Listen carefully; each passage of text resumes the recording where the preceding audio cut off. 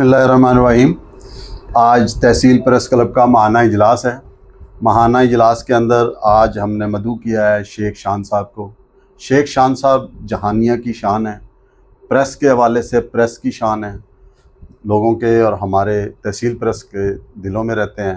तो आज हमने उनकी गोल्डन जुबली के हवाले से एक छोटी सी तकरीब का एहतमाम किया है कि हम सब दोस्त मिलके तहसील प्रेस क्लब के तमाम मेंबरान मिलके उनके साथ केक काटेंगे और उनकी खुशियों में शामिल होंगे। बहुत शुक्रिया राव साहब। मैं बहुत शुक्रगुजार हूँ तहसील प्रेस क्लब की पूरी बॉडी और तमाम मेंबरान का।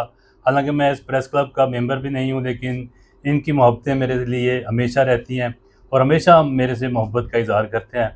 मैं बहुत शुक्रगुजार हूँ रवनीस साहब का भी और उमर भाई का भी, अता भाई का भी, और अपना इमरान सरवर साहब का और इमरान सलीम साहब का, अमजद दुक्कड़ साहब का और बाकी दीगर जो दोस्त हैं सब का मैं बहुत शुक्रगुजार हूँ। आपकी मोहब्बतें हमेशा मेरे साथ रही हैं और मेरी भी आपको जब भी ज़रूरत होगी मैं हाज़िर हूँ आपके लिए, दिन और रात हो। बहुत शुक्रिया, बहुत मेहरबानी तमाम दोस्तों का। माशाल्लाह।